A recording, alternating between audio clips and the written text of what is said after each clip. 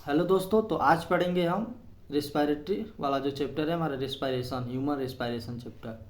Breathing and exchange of the gases. Breathing and exchange of gases. ठीक है, तो सबसे पहले पढ़ते हैं हम लोग पढ़ते हैं पहले रिस्पायरेटरी पैसेज के बारे में। किसके बारे में? रिस्पायरेटरी पैसेज के बारे में। ठीक है, तो रिस्पायरेटरी पैसेज क्या होता है? तो रिस्पायरेटरी पैसेज क्या होता है? जिसके द्वारा हमारा कार्बन डाई और ऑक्सीजन का क्या हो, आदान प्रदान हो, मतलब ट्रांसपोर्ट हो, वही क्या होता है, रिस्पायरेटरी पैसेज होता है अपना। तो रिस्पायरेटरी पैसेज को हम क्या करते हैं, दो तरह से डिवाइड करते हैं, मतलब दो बेसिस पे डिवाइड करते हैं। एक तो हमारा स्ट्रक्चरली हो जाता है और दूसरा हमारा क्या हो जाता है, फंक्शनली हो जाता है। एक हमारा स्ट्रक्चरली और दूसरा फंक्शनली, मतलब स्ट्रक्चर के आधार पे। किसके आधार पे? स्ट्रक्चर के आधार पे। तो पहला देखिए आप लोग, तो स्ट्रक्चरली में मतलब दो तरह का हम लेते हैं, एक अपर रेस्पिरेटरी लेते हैं और दूसरा हम लोग लोअर रेस्पिरेटरी रीजन लेते हैं। पहला अपर रेस्पिरेटरी रीजन हो गया, दूसरा हमारा लोअर रेस्पिरेटरी रीजन हो गया। अपर में देखिए तो सबसे पहले मतलब जो हम हवा ले रहे हैं, ऑक्सीजन ले रहे हैं, वो कहाँ से जा रहा है? तो सबसे पहले कहाँ जाता है? नोज से जाता है। कहाँ जाता है? नोज से जाता है। तो पहला हमारा नोज हो गया। नोज के बाद कहाँ चला गया? नसल कैविटी में चला गया। कहाँ पे?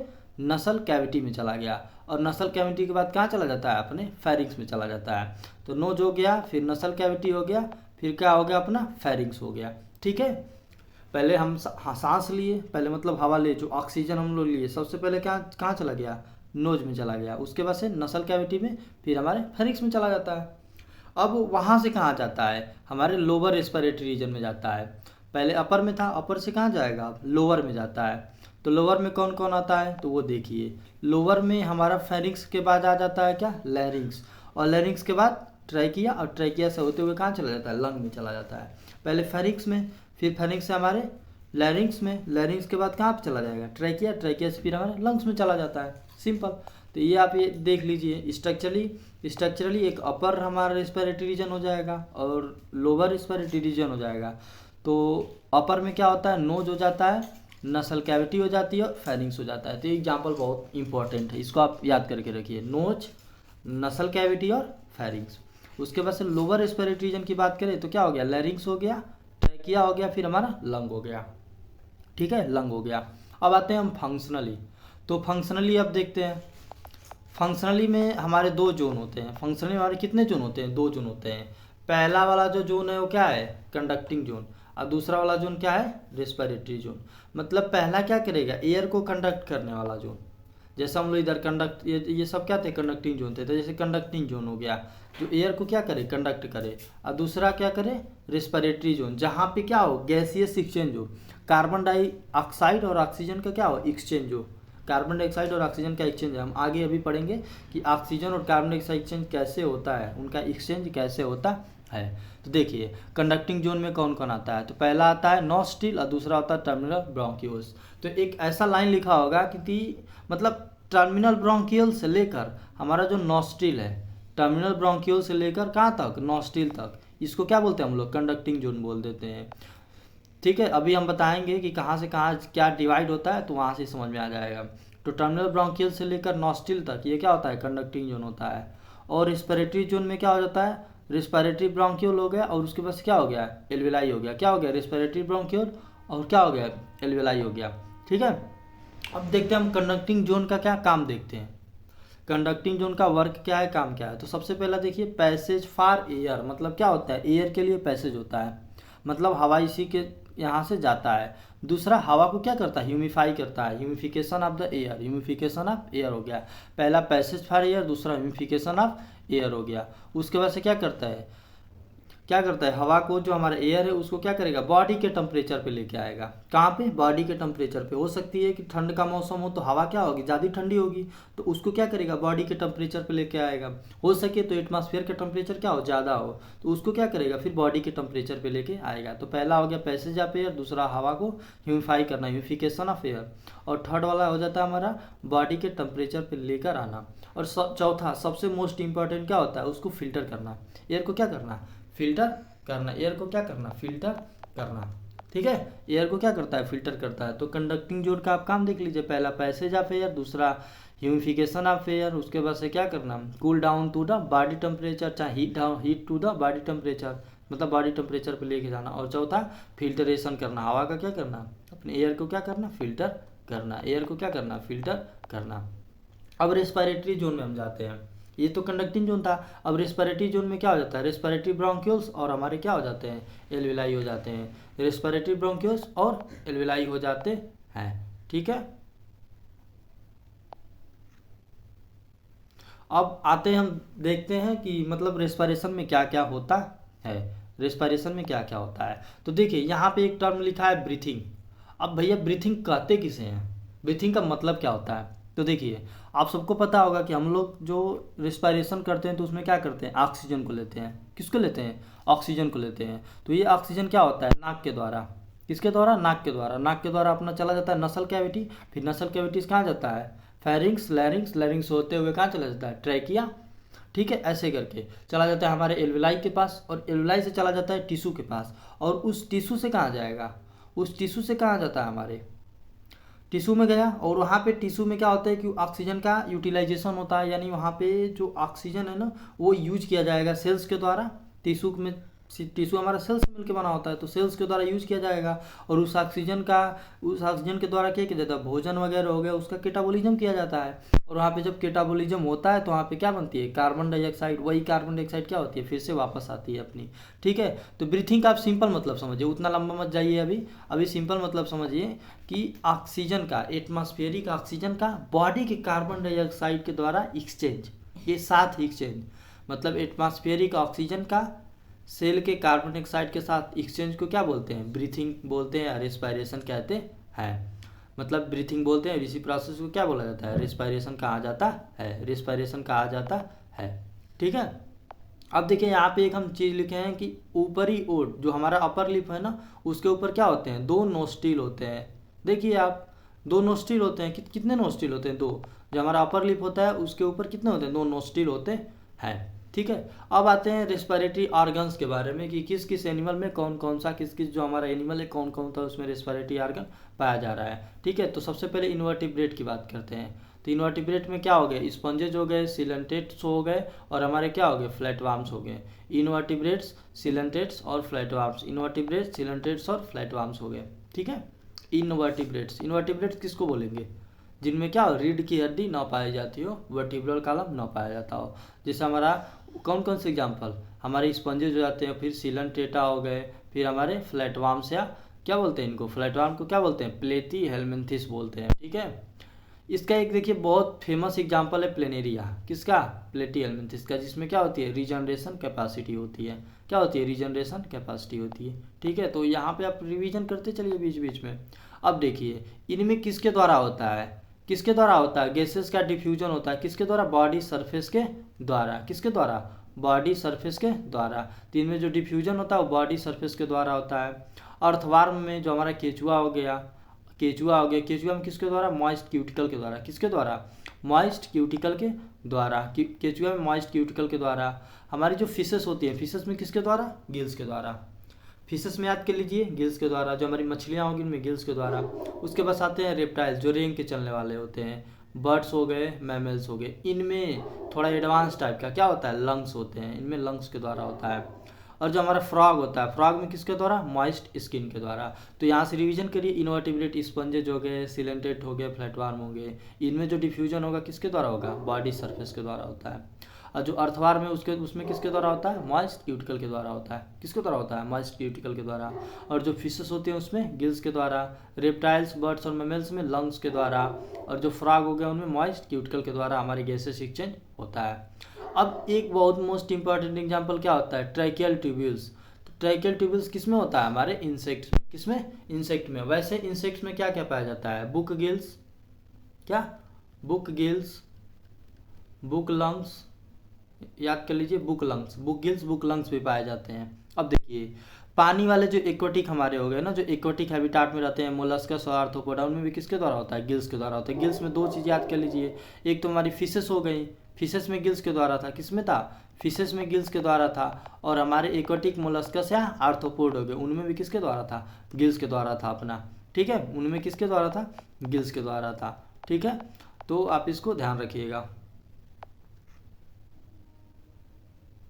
हाँ, तो ये देखिए डायग्राम जो दिया हुआ है एनसीईआरटी में, ऐसा ही कुछ डायग्राम दिया गया है अपना। तो यहाँ पे नस्ल अपना कैविटी हो जाता है, कौन हो जाता है नस्ल। नस्ल क्या ये मतलब यहाँ पे नोस्टिल हो गए, यहाँ पे नस्ल कैविटी, आगे क्या होता है फेरिंग्स, फिर ट्रैकिया, ट्रैकिया के बाद क्या होता है ये मतलब ये ट्रैकिया हो गया, ट्रैकिया से आगे क्या हो जाता है ब्रोंकियोल होता है। तो ये ब्रोंकियोल होता है ना, फिफ्थ थोरेसिक पे क्या होता है डिवाइड हो जाता है प्राइमरी ब्रोंकियोल में, फिर यहाँ से निकलते हैं सेकेंडरी, फिर टर्सरी, फिर टर्मिनल, और टर्मिनल से लगी होती है अपनी एल्वेलाई, टर्मिनल से क्या लगी होती है एल्वेलाई। तो ऐसे ये क्या हो गया ट्रैकिया हो गया, फिर हमारा ब्रोंकियोल हो गया, प्राइमरी ब्रोंकियोल, सेकेंडरी यहाँ से निकलेगा, सेकेंडरी से टर्सरी, टर्सरी से टर्मिनल, और टर्मिनल से क्या निकला होता है हमारा एल्वेलाई होता है। एल्वेलाई क्या होता है thin walled, thin walled, thin walled मतलब पतली, इसमें जो वाल होगी ना इसकी क्या होगी पतली होगी, थिन वाल्ड होती है। अच्छा पतली क्यों होगी, क्योंकि गैसेस एक्सचेंज अच्छे से हो सके, आसानी से हो सके। ठीक है, यहाँ पे देखिए आप याद कर लीजिए नाम, फ्रंटल सीनस, नसल कोचेज, फिर यहाँ पे नोज हो गए, फिर लैरिंग्स हो गया, ट्रैकिया, ब्रोंकी, ब्रोंकियोल्स, फिर से लेफ्ट लंग, इधर राइट लंग हो जाएगा। ठीक है, एल्वेलाई हो गया, फिर वही अपना। तो इसको आप लोग एक बार देख लीजिएगा। ठीक है, तो रेस्पिरेटरी सिस्टम का ये डायग्राम है। आप एनसीईआरटी वाले डायग्राम को देखना प्रीफर करिए, वो सही रहेगा, वो काफ़ी सही रहेगा। ठीक है, ये देखिए मैंने यहाँ पे बनाया हुआ है, देखिए लैरिंग्स, यहाँ पे हम लोग अभी देखे थे लैरिंग्स देखे थे ना, तो लैरिंग्स को क्या बोलते हैं साउंड बॉक्स बोलते हैं। अच्छा ये बताओ जो लैरिंग्स का ओपनिंग होता है उसको क्या बोलते हैं ईपीग्लोटिस। जो लैरिंग्स का ओपनिंग होता है, जो लैरिंग्स का ओपनिंग होता है उसे क्या बोलते हैं, उसको उसको क्या बोलते हैं ईपीग्लोटिस। ठीक है, और ईपीग्लोटिस किससे ढका हुआ होता है, किससे ढका हुआ होता है ग्लोटिस के द्वारा।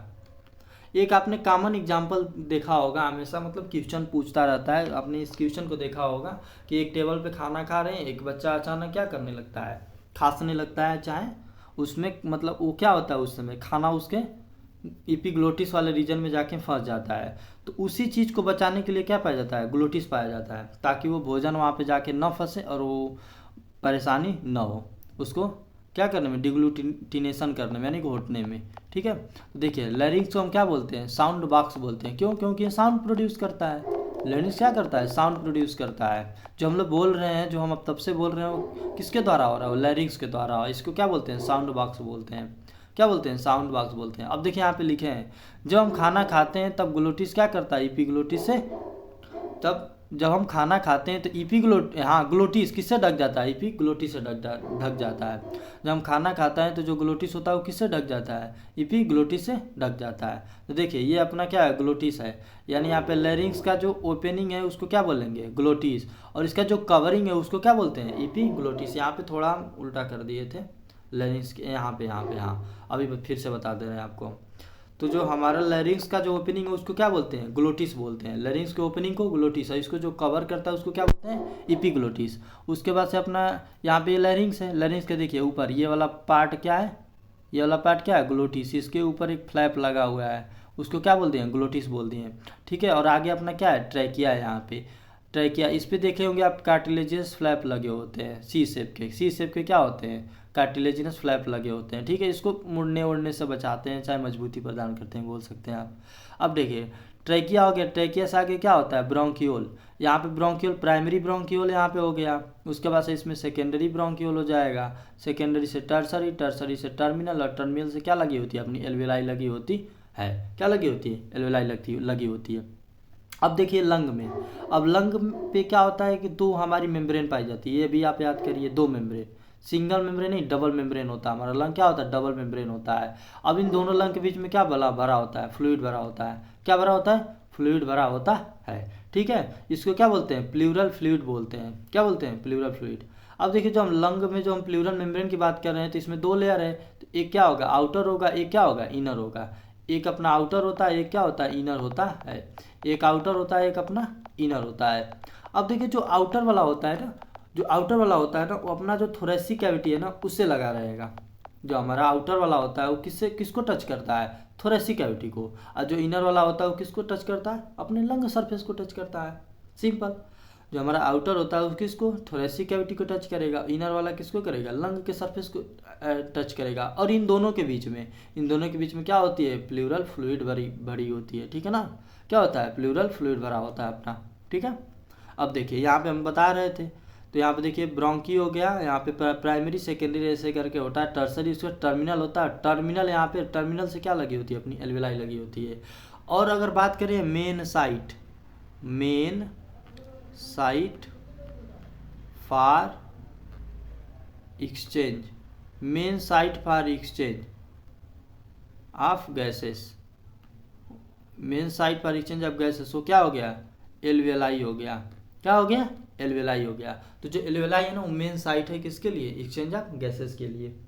अब देखिए हम लोग जब कैविटी यहाँ पे बात किए हैं थोरेसिक कैविटी की, तो थोरेसिक कैविटी यहाँ पे किससे बनी होती है, थोरेसिक कैविटी क्या होती है, कैसे बनी होती है, तो आप सिंपल याद करिए कि डार्सली, अगर हम डार्सली बात करें तो डार्सली वर्टिब्रल कॉलम, वेंट्रली स्टर्नम, आप इसको सिंपली मतलब ऐसे एक बार ध्यान से सुनिए। डार्सली मतलब पीछे साइड में क्या होता है वर्टिब्रल कॉलम, वेंट्रली क्या हो गया स्टर्नम, और लेटरली क्या होता है रिब्स, लेटरली क्या हो गया रिब्स, और डाउन में डोम शेप का क्या होता है एक डायफ्राम होता है, डोम शेप का क्या होता है डायफ्राम होता है, उससे हमारी क्या होती है जो हमारी थोरेसिक कैविटी बनी होती है। और जो डायफ्राम के नीचे का पोर्शन है उसको क्या बोलते हैं एब्डोमिनल कैविटी, एब्डोमिनल कैविटी में जिसमें पैनक्रियाज अपना पेट वगैरह पाया जाता है, ठीक है ना होता है। आगे देखते हैं अब देखिए थोरेसिक चैम्बर फार्म्ड बाई, देखिए हमने जो बोला था यहाँ पे थोरेसिक चैम्बर फार्म डार्सली किसके द्वारा वर्टिब्रल कॉलम के द्वारा, वेंट्रली स्टर्नम के द्वारा, लेटरली रिब्स के द्वारा, और लोअर साइड में क्या हो गया डोम शेप का एक डायफ्राम हो गया अपना, ठीक है ना। अब देखिए हमारा लंग इस प्रकार फिट किया गया है कि अगर थोरेसिक कैविटी के वॉल्यूम में चेंज होता है तो लंग में भी क्या होगा चेंज होगा, अगर थोरेसिक कैविटी में चेंज हुआ तो लंग में भी क्या होगा चेंज होता है। मतलब ऐसे फिट है कि यदि हमारा थोरेसिक कैविटी चेंज हुआ, जैसे कि आप सांस लीजिए छोड़िए, सांस लीजिए छोड़िए उसको महसूस करिए, आपको पता चलेगा कि चेस्ट आपका ऊपर जा रहा है नीचे जा रहा है, ऊपर जा रहा है नीचे जा रहा है, यानी जो हमारा थोरेसिक कैविटी का वॉल्यूम बढ़ रहा है घट रहा है, बढ़ रहा है घट रहा है, ठीक है। तो यही चीज़। अब देखिए 5 स्टेप होते हैं रेस्पिरेशन के, रेस्पिरेशन में कितने स्टेप 5 स्टेप। पहला सिंपल हम लोग पढ़ लेते हैं कि ऑक्सीजन क्या होगा, मतलब पल्मोनरी वेंटिलेशन जिसको बोल देते हैं, ऑक्सीजन अंदर जाएगा और कार्बन डाइऑक्साइड बाहर आएगा, ऑक्सीजन अंदर जाएगा और कार्बन डाइऑक्साइड बाहर आएगा अपना। दूसरा चीज़ देखिए एल्वेलाई के पास अपना ऑक्सीजन चला गया, कहाँ पे चला गया एल्वेलाई के पास, यहाँ पे आएगी अपनी क्या आरबीसी, और वहाँ पे आरबीसी के द्वारा क्या होगा ट्रांसपोर्ट होगा। अब आरबीसी के द्वारा क्या होगा ट्रांसपोर्ट होगा, यानी जो हमारी एल्वेलाई है ना, एल्वेलाई से ऑक्सीजन जैसे हमारे लंग से होते हुए ऑक्सीजन आया एल्वेलाई में, अब एल्वेलाई से ऑक्सीजन कहाँ चली गई आरबीसी के पास, अब ये आरबीसी कहाँ उसको लेके जाएगा टिश्यू के पास, कहाँ लेके चला जाएगा टिश्यू के पास। अब टिश्यू के यहाँ पे क्या बनी कार्बन डाइऑक्साइड बनी, अब ये कार्बन डाइऑक्साइड फिर वापस जाएगी किसके पास इसी एल्वेलाई के पास, और फिर ऐसे ही क्या हो जाएगी बाहर हो जाएगी, ठीक है। तो ये पैसेज होता है। अब देखिए वही फिर पहला कार्बन ऑक्सीजन अंदर आया, मतलब पहला आप ये से देख लीजिए कि पल्मोनरी वेंटिलेशन हो गया, दूसरा यहाँ पे एक्सचेंज हुआ, फिर हमारा आरबीसी क्या करी उसको लेके गई अपने टिश्यू के पास, ठीक है। अब टिश्यू से फिर कहाँ चला गया ब्लड में, टिश्यू के पास चला गया, ठीक है।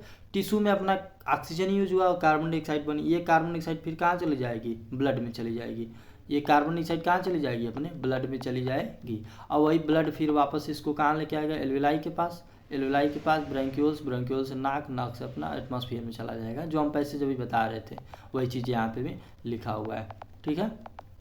तो आप ऐसे पहले पैसेज एक बार और देख लीजिए आप। सबसे पहले एटमॉस्फेरिक ऑक्सीजन है, जो हमारा एटमॉस्फेरिक ऑक्सीजन है, जो हमारा ध्यान से सुनिए, जो हमारा एटमॉस्फेरिक ऑक्सीजन है वो सबसे पहले आया हमारे नाक में, नाक से हमारा एटमॉस्फेरिक ऑक्सीजन कहाँ चला जाता है, नाक से हमारा कहाँ चला गया ट्रैकिया में, ट्रैकिया से अपना चला जाता है ब्रोंकी में, primary bronchiole, secondary, tertiary, terminal, terminal से कहाँ चला जाएगा फिर एल्वेलाई में, एल्वेलाई में ऑक्सीजन गया वहाँ पे आएगी आरबीसी, और जो हमारा ऑक्सीजन है और आरबीसी है उनके बीच में क्या होगा, पहले तो देखिए यहाँ से ऑक्सीजन चला जाएगा आरबीसी के पास, सिंपली समझिए ऑक्सीजन चला गया एल्वेलाई से आरबीसी के पास, वो आरबीसी क्या करेगी ट्रांसपोर्ट करके लेके जाएगी टिश्यू के पास।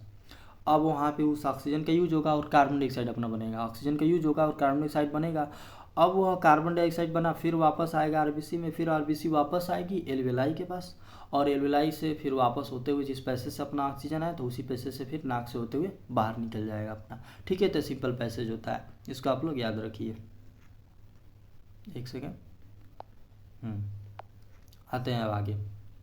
आगे देखें यहाँ पे दिया गया mechanism, mechanism of breathing. 2 step होता है, फर्स्ट स्टेप में देखिए 2 स्टेप होता है। फर्स्ट स्टेप में देखिए एटमॉस्फेरिक प्रेशर क्या होता है, ज़्यादा होता है। आप लोग को तो पता ही होगा कि जो हमारा गैसेज का ट्रांसपोर्ट होता है वो कहाँ होता है, हायर कंसंट्रेशन से लोअर कंसंट्रेशन पे। कहाँ से, हायर कंसंट्रेशन, चाहे हायर प्रेशर बोल दीजिए, हायर प्रेशर से कहाँ पे, लोअर प्रेशर तक, ठीक है ना। हायर प्रेशर से लोअर प्रेशर तक होता है। तो सबसे पहले आप महसूस करिए कि देखिए कार्बन डाइऑक्साइड मतलब ऑक्सीजन की मात्रा हमारे एटमॉस्फेयर में क्या है, ज़्यादा है, ठीक है, ज़्यादा है। और आपके थोरेसिक कैविटी में जो हमारा लंग है वहाँ पे प्रेशर क्या है, कम है। जो हमारा लंग है वहाँ पे क्या है, प्रेशर अपना कम है। तो देखिए एटमॉस्फेरिक प्रेशर यहाँ पे क्या है, ज़्यादा है। और इंट्रा पल्मोनरी प्रेशर क्या है, लंग का प्रेशर क्या है, यहाँ पे कम है। यहाँ पे ज़्यादा था और यहाँ पे क्या है, कम है, यानी एटमॉस्फेयर में ज़्यादा है, लंग में कम है। अब क्या होगा, डायफ्राम अपना क्या करता है, कंट्रैक्ट करता है। आप सांस लीजिए, अंदर सांस लीजिए, आप फील करेंगे कि डायफ्राम आपका क्या कर रहा है, कंट्रैक्ट कर रहा है। जब डायफ्राम कंट्रैक्ट करता है तो थोरेसिक वॉल्यूम क्या होती है, बढ़ जाती है। फील करिए आप, मतलब सांस लीजिए, देखिए थोरेसिक कैविटी, थोरेसिक वॉल्यूम क्या होता है, बढ़ जाता है। इसकी वजह से पल्मोनरी वॉल्यूम भी बढ़ जाता है, जो अपना पल्मोनरी वॉल्यूम है वो भी क्या हो जाएगा, बढ़ जाएगा। फिर हमारा इंट्रापल्मोनरी प्रेशर क्या होता है, कम हो जाता है। एटमॉस्फेयर में प्रेशर ज़्यादा था और यहाँ पे इंट्रापल्मोनरी प्रेशर क्या हो गया, कम हो गया, जिसकी वजह से जो हमारी गैसेस का जो ट्रांसपोर्ट होता है हायर से कहाँ चला गया, लोअर में चला गया। यानी एटमॉस्फेयर से गैस हमारे कहाँ चली गई, कहाँ चली गई, हमारे हमारे लंग में चली गई, ठीक है। अब सेकेंड स्टेप में देखते हैं, अब क्या हो गया, अंदर जाने के बाद वहाँ पे प्रेशर क्या होता है, बढ़ जाता है। वहाँ पे प्रेशर क्या हुआ, बढ़ गया, मतलब जब वही अब ऑक्सीजन वहाँ पे चला गया, जब हमारा लंग में ऑक्सीजन चला गया वेलवुलाई के थ्रू होते हुए टिश्यू, टिश्यू से फिर अब वहाँ पे यूज हो जाएगा और कार्बन डाइऑक्साइड बनेगा। अब वो कार्बन डाइऑक्साइड क्या होगा, फिर वापस आएगा कहाँ पे, वही लंग में। अब यहाँ पे क्या हो गया, कार्बन डाइऑक्साइड की मात्रा ज़्यादा हो गई, तो यहाँ पे कार्बन डाइऑक्साइड का प्रेशर क्या हो गया, ज़्यादा हो गया, जिसकी वजह से इसका इतना ज़्यादा हो जाता है कि यहाँ पे एटमॉस्फेरिक प्रेशर क्या लगने लगता है, कम लगने लगता है। अब ये कार्बन डाइऑक्साइड फिर से कहाँ जाएगा, वापस अब हमारे एटमॉस्फेयर में चला जाएगा। तब इसके लिए जो वहाँ पे प्रोसेस हुए थे यहाँ पे जस्ट उसका क्या हो जाता है, उल्टा हो जाते हैं। अब देखिए यहाँ पे डायफ्राम क्या करेगा, रिलैक्स, यहाँ पे क्या किया था, कंट्रैक्ट किया था। अब सांस को आप छोड़िए, सांस को छोड़ेंगे तो आप देखेंगे डायफ्राम अपना क्या कर रहा है, रिलैक्स कर रहा है। और थोरेसिक वॉल्यूम क्या करती हैं, डिक्रीज करती हैं। पल्मोनरी वॉल्यूम क्या करेंगे, डिक्रीज करेंगी। जब थोरेसिक वॉल्यूम डिक्रीज करेगी, पल्मोनरी वॉल्यूम डिक्रीज करेगी, तो जगह कम हो जाएगा, कम जगह में ज़्यादा गैस, यानी प्रेशर क्या हो जाएगा, बढ़ जाएगा। पल्मोनरी प्रेशर क्या हो जाएगा, बढ़ जाएगा। और पल्मोनरी प्रेशर बढ़ने की वजह से कार्बन डाइऑक्साइड बाहर अपने एटमॉस्फेयर में चला जाएगा। तो ऐसे ऑक्सीजन आया और फिर कार्बन डाइऑक्साइड कहाँ हो गया, क्या हो गया, बाहर चला गया अपना। तो ये होता है मैकेनिज्म हमारे ब्रीथिंग का, ये हमारे क्या होता है, मैकेनिज्म होता है ब्रीथिंग का, ठीक है। अब देखिए एवरेज ब्रीथिंग रेट जो ह्यूमन में होता है वो कितना होता है, 12 से 16 बार। कितना, 12 से 16 टाइम्स पर मिनट, यानी 1 मिनट में 12 से 16 बार, ठीक है।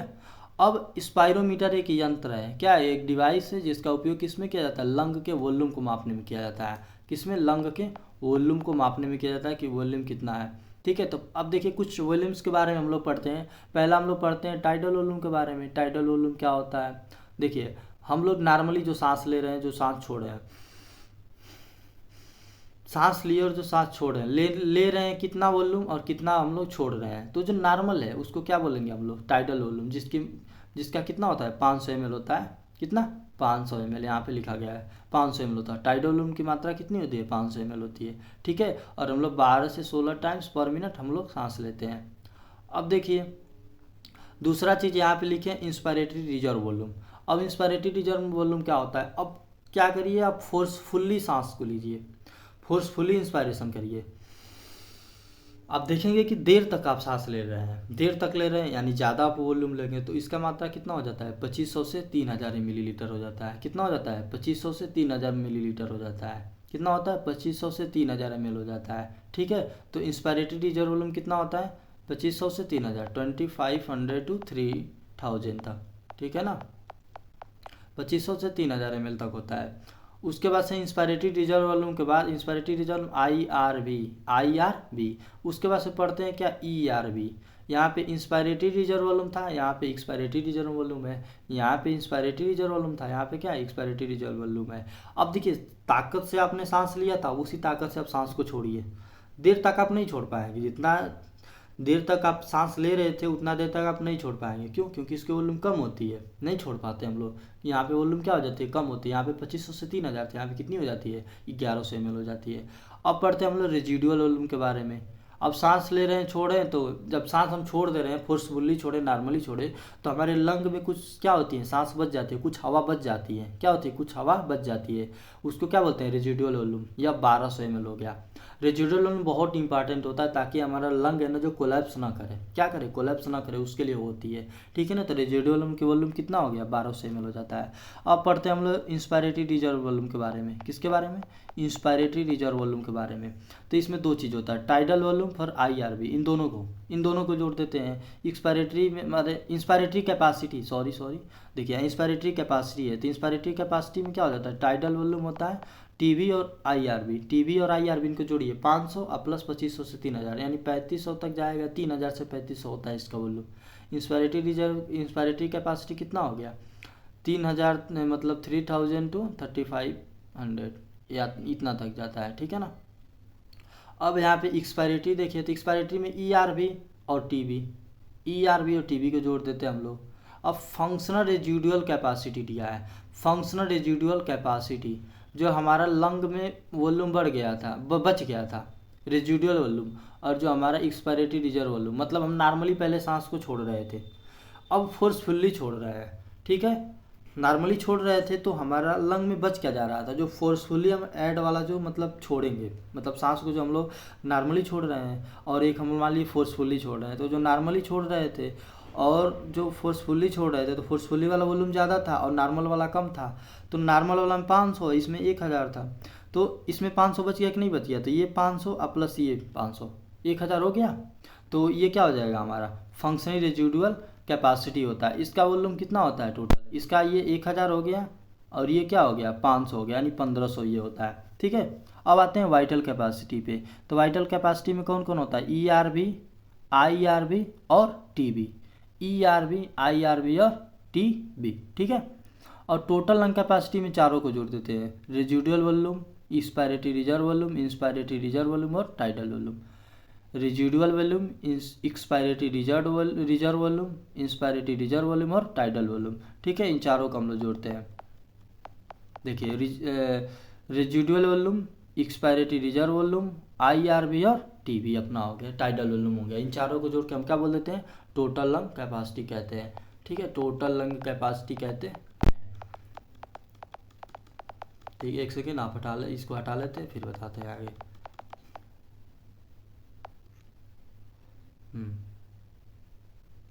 अब देखिए यहाँ पे लिखा गया है एक्सचेंज ऑफ गैसेस। तो हमने जो बताया था एल्वेलाई हो गया। एल्वेलाई क्या होता है? प्राइमरी साइट होता है। किसके लिए? एक्सचेंज ऑफ गैसेस के लिए। मैंने पीछे भी लिखा था कि जो हमारा मेन साइट है ना वो क्या होता है? एल्वेलाई होता है। यहीं पे कार्बन डाइऑक्साइड और ऑक्सीजन के बीच में क्या होता है? एक्सचेंज होता है अपना। ठीक है। अब देखिए एक्सचेंज ऑफ गैसेस के हमारे प्रभावित करने वाले जो कारक हैं कौन कौन, इसको क्या करते हैं? इफेक्ट करते हैं।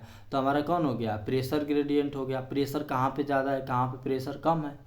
एल्वेलाई में ज़्यादा है कि टिश्यू के यहाँ पे ज़्यादा है? ठीक है, ये हो गया। फिर कंसंट्रेशन ग्रेडियंट, यानी जो हमारी गैस है ना, जो ऑक्सीजन है चाहे कार्बन डाइऑक्साइड है ना, उसका मतलब जो कंसंट्रेशन कहाँ पे ज़्यादा है कहाँ पे कम है। उसके बाद से सॉल्युबिलिटी, वही सेम चीज़ सॉल्युबिलिटी। फिर थिकनेस ऑफ मेम्ब्रेन क्या करती है? डिपेंड करती है। थिकनेस ऑफ मेम्ब्रेन पे भी डिपेंड करता है कितना तेज एक्सचेंज होगा, कितना तेज एक्सचेंज नहीं होगा।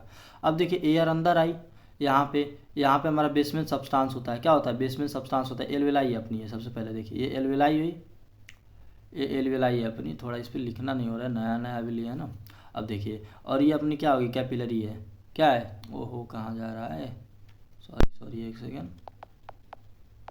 देखिए ये अपनी एल्वेलाई हो गई और यहाँ पे क्या हो गया? ये इधर से अपना, सॉरी यार कहाँ जा रहा है ये कैपिलरी हो गया। इनमें RBC है, छोड़िए हम उसी से समझाते हैं, बिना बनाए जो बनाए उसी से। ठीक है। देखिए यहाँ पे एल्वेलाई हो गया और एल्वेलाई हो गया, यहाँ पे क्या हो गया? अपना कैपिलरी हो गई। क्या हो गई? ब्लड कैपिलरी है, वेसल है। इसमें क्या है? RBC है। ये RBC, ये RBC, ये RBC। अब ऑक्सीजन आया है अंदर, ये ऑक्सीजन इस बेसमेंट सब्सटेंस से होते हुए कहाँ चला जाएगा? RBC के पास चला जाएगा। अब ये RBC इसको कहाँ लेके चली जाएगी? टिश्यू के पास। और वही फिर टिश्यू से कार्बन डाइऑक्साइड को वापस RBC लेके आएगी, या फिर यहाँ से क्या भेज देगी? यहाँ पे, फिर यहाँ से क्या हो जाएगा? बाहर निकल जाएगा अपना। यही होता है सिंपल पैसेज। अब देखिए पार्शियल प्रेशर। अब पार्शियल प्रेशर की बात कर लेते हैं। तो देखिए रिस्पिरेटरी गैसेस में ऑक्सीजन हो गया और कार्बन डाइऑक्साइड हो गया, यहाँ पे ऑक्सीजन हो गया, यहाँ पे क्या हो गई कार्बन डाइऑक्साइड हो गई, यहाँ पे ऑक्सीजन हो गई और क्या हो गई कार्बन डाइऑक्साइड हो गई। अब देखिए जो हमारा एटमॉस्फेरिक एयर है ना, उसमें जो ऑक्सीजन का प्रेशर होता है वो कितना होता है 159 mmHg, 159 mmHg, ठीक है ना, 59 mmHg। और कार्बन डाइऑक्साइड का कितना होता है 0.3 mmHg होता है, ठीक है। अब एल्वेलाई में कितना होता है 104, इसमें 40। अब डीऑक्सीजनेटेड ब्लड की बात करते हैं। डीऑक्सीजनेटेड मतलब क्या होगा, इसमें कार्बन डाइऑक्साइड की मात्रा क्या होगी ज़्यादा होगी, यानी इसका प्रेशर क्या होगा ज़्यादा होगा। कितना होता है 45 होता है, और ऑक्सीजन का कितना होता है ये अपना 40 होता है। अब ब्लड की बात करते हैं, ऑक्सीजन ऑक्सीजनेटेड ब्लड की, वहाँ पे डीऑक्सीजनेटेड ब्लड की बात कर ली, यहाँ पे ऑक्सीजनेटेड ब्लड की। तो ऑक्सीजनेटेड ब्लड में किसकी मात्रा ज़्यादा होगी ऑक्सीजन की, तो ऑक्सीजन का यहाँ पे ज़्यादा रहेगा, कितना होता है 95 होता है, 95 mmHg हो गया। और हमारा कार्बन डाइऑक्साइड कितना हो गया 40 mmHg हो गया।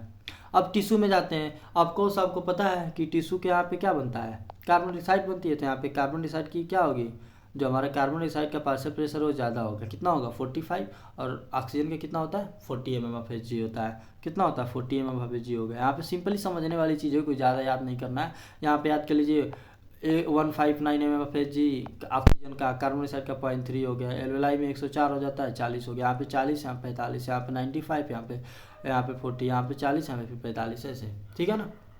आप ऐसे करके इसको एक बार देख लीजिए ध्यान से, याद हो जाएगा, कोई ज़्यादा कठिन तो है नहीं। अब देखिए हाँ, अब देखिए जो हमारी ऑक्सीजन है ना, जो एल्वेलाई में ऑक्सीजन है ना, वो हमारी आरबीसी क्या कर रही है ट्रांसपोर्ट कर रही है। जो ऑक्सीजन है अपना वो एल्वेलाई से आरबीसी आता है और लेके अपने टिश्यू के पास जा रहा है, ठीक है। तो जो आरबीसी के थ्रू ऑक्सीजन का ट्रांसपोर्ट होता है वो 97% होता है। कितना परसेंट 97% होता है, ठीक है। और जो 3% शेष बच जाता है ऑक्सीजन, वो किसके थ्रू होता है प्लाज्मा के थ्रू, डिजॉल्व स्टेट में होता है। तो 97% आरबीसी के थ्रू और जो 3% बच जा रहा है वो प्लाज्मा के थ्रू डिजॉल्व स्टेट में। और वहीं पे जो कार्बन डाइऑक्साइड अपने टिश्यू के पास बन रही थी, तो अपना कार्बन डाइऑक्साइड बन रहा था जो टिश्यू के पास, वह कार्बन डाइऑक्साइड आरबीसी के द्वारा कितना परसेंट आता है, केवल 20 से 25% ही आता है। यहाँ पे 97% है, यहाँ से 20 to 25% हो गया। और बाइकार्बोनेट के फॉर्म में HCO3 के फॉर्म में कितना परसेंट 70%। तो यहाँ पे 70, यहाँ पे 20, 25, 95 तक चला गया, 90 तक चला गया, तो जो शेष हमारा 7% बच जाता है वो किसके थ्रू हो जाता है प्लाज्मा में डिजॉल्व स्टेट में होता है। कार्बन डाइऑक्साइड का किसके थ्रू प्लाज्मा के थ्रू डिजॉल्व स्टेट में अपना हो जाता है। सिंपल, एक बार देख लीजिए आरबीसी का 97% हो जाएगा। आरबीसी का 97% जो ट्रांसपोर्ट होता है वो मतलब ऑक्सीजन का जो 97% ट्रांसपोर्ट होता है, 97% जो ट्रांसपोर्ट होता है तो आरबीसी के द्वारा होता है। प्लाज्मा में डिजॉल्व स्टेट 3%, वहीं पे कार्बन डाइऑक्साइड में 25% आरबीसी के द्वारा, 75% हो गया, 70% हो गया बाइकार्बोनेट के रूप में HCO3। और हमारा प्लाज्मा के थ्रू डिजॉल्व स्टेट में कितना परसेंट हो गया 7% हो गया, केवल कितना हो गया केवल 7%। इसको आप याद कर लीजिए सिंपल, ठीक है। अब देखिए यहाँ पे जो आपको पीछे हमने डायग्राम दिखाया था वही सेम डायग्राम यहाँ पे दिया हुआ है। अब देखिए एल्वेलाई में बात करते हैं। तो एल्वेलाई के पास क्या होता है कि ऑक्सीजन अपना आया, ठीक है, एल्वेलाई के पास ऑक्सीजन आया। अब एल्वेलाई किससे लगी हुई थी ब्लड कैपिलरी के साथ लगी हुई थी। ब्लड कैपिलरी में क्या था आरबीसी, और आरबीसी में क्या पाया जाता है अपना हीमोग्लोबिन पाया जाता है। अब उस हीमोग्लोबिन के साथ क्या होता है ऑक्सीजन जुड़ जाता है। तो एक चीज़ आप याद रखिए कि एक हीमोग्लोबिन के साथ HB, एक हीमोग्लोबिन के साथ कितना ऑक्सीजन लगता है 4 ऑक्सीजन लग सकता है मैक्सिमम, और 4 आयरन लगता है मैक्सिमम, ये भी याद कर लीजिएगा। Fe मतलब यहाँ पे 4 लिख लीजिए, 4 हमारा आयरन लगता है, मतलब 4 उसके साथ आयरन जुड़ सकता है। तो जो हमारा हीमोग्लोबिन है ना उसके साथ ऑक्सीजन जुड़ता है और क्या बनाता है ऑक्सी हीमोग्लोबिन। कहाँ पे इन एल्वेलाई में, कहाँ पे इन एल्वेलाई में, ठीक है। अब यहाँ पे जो जुड़ रहा है ऑक्सी हीमोग्लोबिन बन रही है, तो उसके लिए क्या क्या कंडीशन चाहिए, हमें कंडीशंस भी तो चाहिए। तो कौन कौन सी कंडीशन चाहिए, तो सबसे पहले देखिए हमारा जो पार्शियल प्रेशर है ना किसका ऑक्सीजन का, वो ज़्यादा होना चाहिए। क्या होना चाहिए ज़्यादा होना चाहिए, partial pressure of oxygen in alveoli ज़्यादा होना चाहिए, मोर होना चाहिए, ठीक है ना, ग्रेटर देन इन टिश्यू। अब देखिए हमारा पार्शियल प्रेशर ऑफ ऑक्सीजन क्या होना चाहिए, ज़्यादा होना चाहिए। ये चीज़ केवल ज़्यादा होगा, उसके बाद से PCO2 partial pressure of carbon dioxide क्या होगा, लो रहेगा। EH प्लस कंसनट्रेशन लो रहेगा, टेम्परेचर क्या रहेगा, लो रहेगा।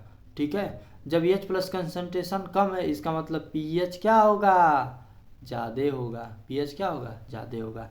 EH प्लस कंसनट्रेशन कम होगा तो pH यहाँ पे क्या होगा, ज़्यादा होगा।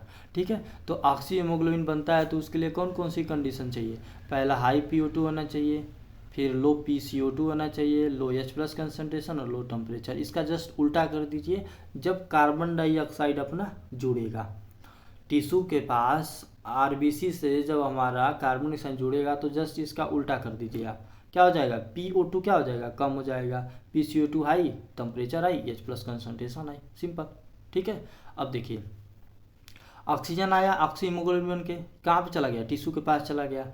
यहाँ पे इस हीमोग्लोबिन के साथ ऑक्सीजन का क्या होगा, डिसोसिएशन होगा। क्या होगा, डिसोसिएशन।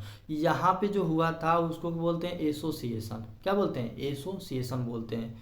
यहाँ पे जो हुआ था उसको क्या बोलते हैं, association of oxygen with haemoglobin. Association of oxygen, association of oxygen with haemoglobin.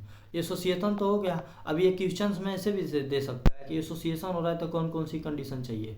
तो एसोसिएशन यदि आपको यही दे दे कि एसोसिएशन ऑफ कार्बन डाइऑक्साइड, उसके लिए क्या क्या कंडीशन चाहिए। तो देखिए एसोसिएशन कहाँ पे होता है, टिश्यू के पास। तो जो टिश्यू के पास वाली कंडीशन थी ना उसको अप्लाई कर दीजिए। तो कौन कौन सा था, ये वाली कंडीशंस थी अपनी। अब देखिए RBC के साथ यहाँ पे ऑक्सीजन अपना अटैच हो गया, हीमोग्लोबिन के साथ अपना ऑक्सीजन अटैच हो गया, ये सब कंडीशन चाहिए तो एसोसिएशन हो गया। अब उसी का यहाँ पे क्या होता है, जाके डिसोसिएशन होता है। कहाँ पे, टिश्यू के पास में। टिश्यू के पास में उसका डिसोसिएशन होता है। तो डिसोसिएशन के लिए कौन कौन सी कंडीशन चाहिए, ये वाली, ये सारी कंडीशंस है ना। तो यहाँ पे एक काम कर लिए, यहाँ पे लिख लीजिए फॉर, अरे यार इस पे लिखना नहीं हो रहा है, dissociation of oxygen and association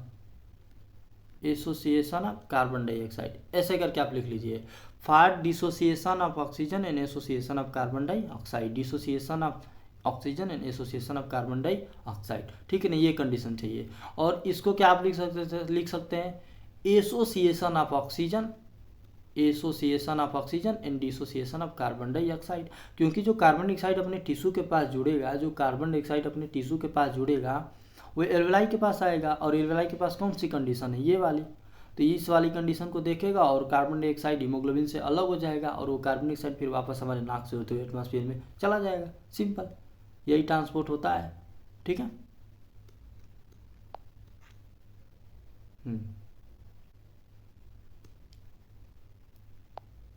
हाँ, यहाँ पे देखिए लिखे हैं रेगुलेशन ऑफ रेस्पिरेशन। रेस्पिरेशन का रेगुलेशन, कंट्रोल। ठीक है, देखिए अब इस लाइन को पढ़िए पूरे। जब हमारे शरीर में कार्बन डाइऑक्साइड की मात्रा क्या होती है, बढ़ जाती है। जब हमारे शरीर में जो क्या होती है, कार्बन डाइऑक्साइड की मात्रा इंक्रीज हो जाती है तो टिश्यू से अधिक क्या होते हैं, ऑक्सीजन की आवश्यकता पड़ती है। तो जो टिश्यू को क्या होती है, टिश्यू को ज़्यादा से ज़्यादा ऑक्सीजन की आवश्यकता पड़ती है। जब कार्बन डाइऑक्साइड की मात्रा बढ़ी तो ऑक्सीजन की आवश्यकता बढ़ने लगती है। इसकी पूर्ति के लिए अधिक तेज क्या करते हैं, सांस लेना पड़ता है। अब ये क्या पड़ता है ना, यहाँ पे सिग्नल पहुँचता है। जब अब कार्बन डाइऑक्साइड की मात्रा बढ़ती है तो हमारे ब्रेन को एक सिग्नल मिलता है। और ब्रेन के पास क्या होते हैं, हमारे रेस्पिरेटरी राइथम सेंटर्स होते हैं। ठीक है, अब वो क्या करते हैं, तेज़ी से सांस लेने को बोलते हैं। तो हम क्या करते हैं, तेज़ी से सांस लेने लगते हैं। यह न्यूरल सिस्टम को सिग्नल मिलने के बाद होता है। न्यूरल सिस्टम और रेस्पिरेटरी सिस्टम को रेगुलेट, अच्छा देखिए यहाँ पे लिखा है न्यूरल सिस्टम क्या करता है, रेस्पिरेटरी सिस्टम को रेगुलेट करता है।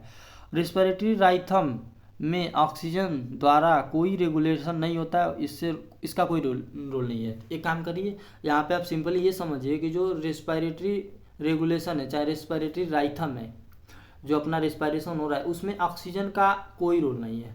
किसका रोल नहीं है, कोई ऑक्सीजन का उसमें कोई रोल नहीं है। जो हम सांस ले रहे हैं, जो रेस्पिरेशन राइथम होता है, मतलब कि जो कितना सांस लेना है, कितना तेज़ी से लेना नहीं लेना है, इसमें ऑक्सीजन का कोई रोल नहीं होता। किसका होता है, केवल कार्बन डाइऑक्साइड का रोल होता है। क्या होता है, कार्बन डाइऑक्साइड का रोल होता है। क्यों, क्योंकि जो हमारे रिसेप्टर्स होते हैं ना, वो किसके प्रति एक्शन लेते हैं, कार्बन डाइऑक्साइड के प्रति एक्शन लेते हैं। केवल किसके प्रति, इनके प्रति। ठीक है ना। तो यहाँ पे देखिए पहला लिखे हम मेडुला लिखे हैं। यहाँ पे यह रेस्पिरेटरी सिस्टम को क्या करता है, रेगुलेट करता है। जो हमारा मेड्यूला है रेस्पिरेटरी सिस्टम को क्या करता है, रेगुलेट करता है। और फिर यहाँ पे लिखे न्यूमेटॉक्सिक सेंटर, तो यह सेंटर क्या करता है, जो सिग्नल्स आते हैं वो सभी इंस्पायरेटर रेट को क्या करते हैं, कम करते हैं। ये आपको क्वेश्चन में मिलेगा, ऐसे नहीं मिलेगा। क्वेश्चन जब आप लगाएंगे ना तो वहाँ पे मिलेगा प्रीवियस ईयर में, ठीक है। तो जो रेस्पिरेटरी जो न्यूमेटॉक्सिक सेंटर है, पहला तो हमारा मेड्यूला हो गया। मेड्यूला में क्या होता है, रेस्पिरेटरी सिस्टम को यह रेगुलेट करता है।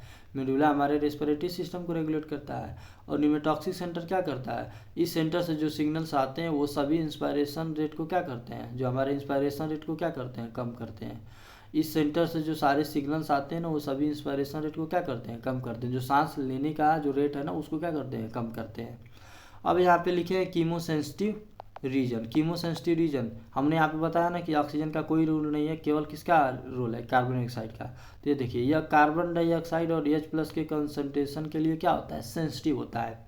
जो हमारा कीमोसेंसिटिव एरिया पाया जा रहा है, जो कीमोसेंसिटिव रीजन है, वो किसके लिए हमारा सेंसिटिव है, केवल कार्बन डाइऑक्साइड के लिए और हाइड्रोजन आयन के लिए सेंसिटिव है, ऑक्सीजन के लिए नहीं है, ठीक है ना। इसमें अधिक मात्रा इस मतलब देखिए, इसमें अधिक मात्रा में होने पर कीमोसेंसिटिव रीजन क्या होता है, एक्टिव हो जाता है। जब भी कार्बन डाइऑक्साइड का मात्रा बढ़ेगा, जब भी कार्बन डाइऑक्साइड का मात्रा बढ़ेगा तो हमारा कीमोसेंसिटिव रीजन क्या हो जाएगा, एक्टिव हो जाएगा और सिग्नल भेजेगा कि जल्दी जल्दी सांस लो, जल्दी जल्दी हमें ऑक्सीजन दो, ठीक है।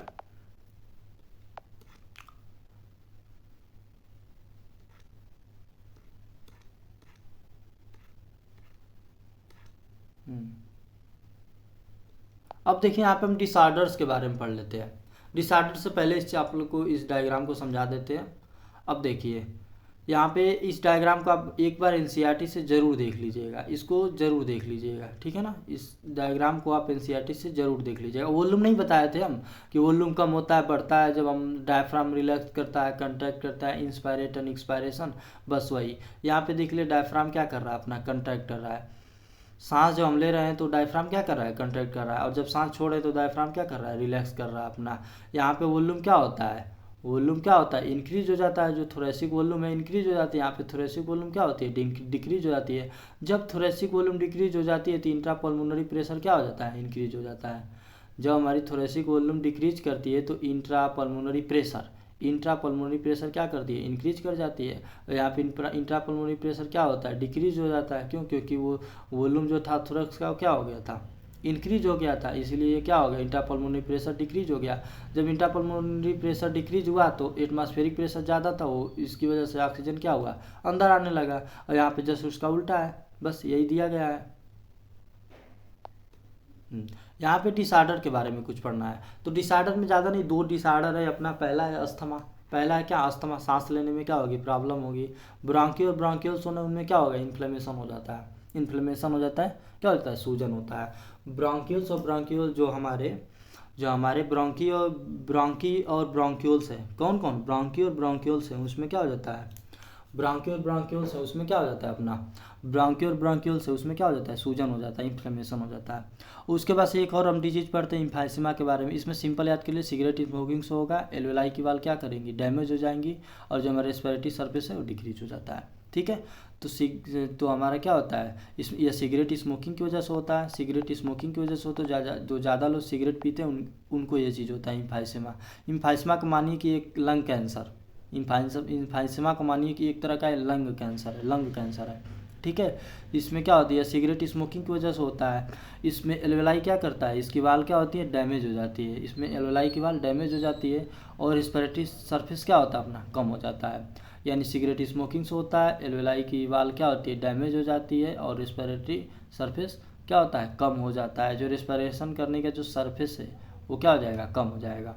अब देखिए, एक यहाँ पे 2 चीज़ और लिखे हैं। रेस्पिरेटरी राइथम सेंटर किस में है, मेडुला रीजन में है। जो हम रेस्पिरेटरी राइथम सिस्टम बताए हैं वो किस में पाया जाता है, मेडुला रीजन में होता है। और न्यूमेटॉक्सिक सेंटर कहाँ पे होता है, पोन्स रीजन में होता है। पोन्स और मेडुला आप लोग पढ़ते हैं ना, ब्रेन जब पढ़ाएंगे तो उसमें हम बताएंगे, ठीक है। तो मेडुला रीजन में क्या पाया जाता है, रेस्पिरेटरी राइथम सेंटर, और पोन्स रीजन में क्या होता है अपना, न्यूमेटॉक्सिक सेंटर। तो देखिए, रेस्पिरेटरी राइथम सेंटर, रेस्पिरेटरी राइथम सेंटर ये कहाँ पे होता है, मेड्यूला में, मेडुला रीजन में होता है, ठीक है। और दूसरा होता है अपना निमेटॉक्सिक, PNUMATOXIC, निमेटॉक्सिक सेंटर। तो ये किस में होता है, पॉन्स वाले रीजन में होता है अपना, ठीक है। तो इस चैप्टर में ज़्यादा कुछ था नहीं, इतना ही था बस। तो आप लोग पढ़ते रहिए अच्छे से। हमने जल्दी जल्दी इसलिए पढ़ाया क्योंकि हमें 1 घंटे के अंदर इसको रैप अप करना था, ठीक है। इसी वजह से इसको मैंने जल्दी जल्दी ख़त्म किया, ठीक है। तो आप लोग पढ़ाई करिए।